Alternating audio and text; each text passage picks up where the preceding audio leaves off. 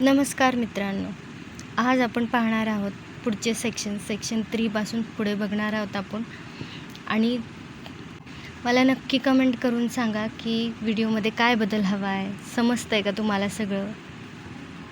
आणि महत्त्वाचं म्हणजे तुम्ही बेअर ॲक्ट घेऊन बसा सोबत, जेणेकरून सेक्शन आधी तुम्ही रीड करा, म्हणजे तुम्हाला समजेल की मी काय सांगते आहे। प्लस तुम्हाला जर का कायद्याची माहिती हवी असेल तर मला कमेंट करून नक्की सांगा, योग्य तो सल्ला नक्की दिला जाईल तुम्हाला।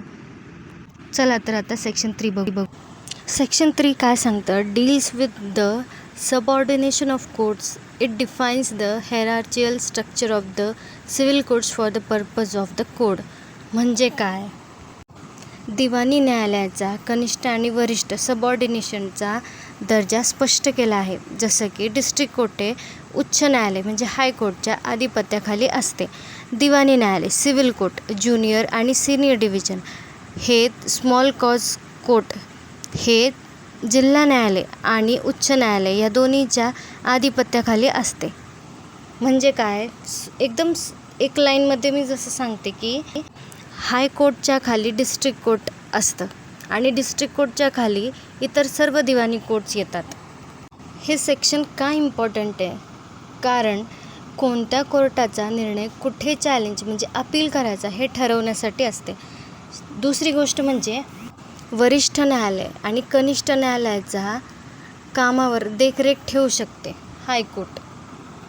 आता सेक्शन 4 काय सांगते की सेविंग्स म्हणजे काय, its primary purpose is to ensure that the general rules of the CPC do not unintentionally override existing special or local laws. म्हणजे काय, सोप्या भाषेत सांगायचं तर जर एखाद्या विषयावर आधीपासूनच एखादा विशेष कायदा म्हणजे स्पेशल लॉ किंवा स्थानिक कायदा लोकल लॉ अस्तित्वात असेल तर तो कायदा CPCपेक्षा श्रेष्ठ मानला जाईल।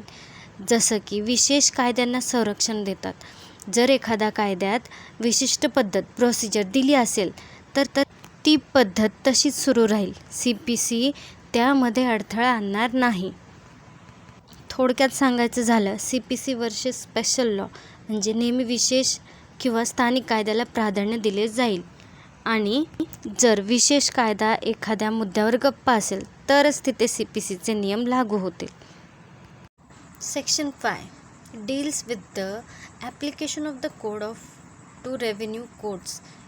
It defines that how the general rules of civil procedure apply the specialized courts handling agriculture land matters.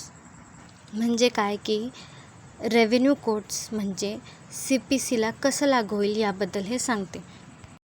सगळ्यात आधी तुम्हाला मी रेव्हेन्यू कोर्ट्स हे कसं चालतं ते सांगते। म्हणजे रेव्हेन्यू कोर्ट्स म्हणजे काय की असे कोर्ट्स जिथे शेतीचे, जमिनीचे, भाडेचे म्हणजे रेंट रेव्हेन्यू यासारखे शेतीशी संबंधित बाबींवर निर्णय देतात, पण ते सामान्य दिवाणी न्यायालय नसतात।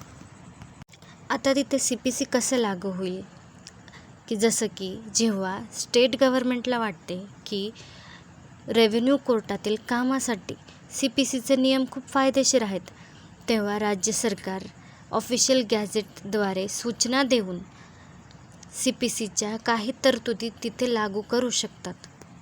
आता राज्य सरकार काही रिस्ट्रिक्शन्स पण लावतात। थोडक्यात सांगते मी, जसं की राज्य सरकार म्हणजे स्टेट गव्हर्नमेंट हे ठरवणारा फिल्टर आहे। जसं की CPCमधून फक्त तेच नियम रूल्स रेव्हेन्यू कोर्टाला देतात जे कामाचे आहेत, बाकीच्या रूल्सवर ते मर्यादा रिस्ट्रिक्ट लावतात। थोडक्यात सांगायचं झालं तर रेव्हेन्यू कोर्टाला स्वतःची कार्यपद्धती असते, पण स्टेट गव्हर्नमेंटला गरज पडल्यास तिथे CPCचे नियम लागू करू शकते। मित्रांनो, समजतंय का, मला नक्की कमेंट करून सांगा आणि पुढच्या व्हिडिओमध्ये भेटूया। धन्यवाद।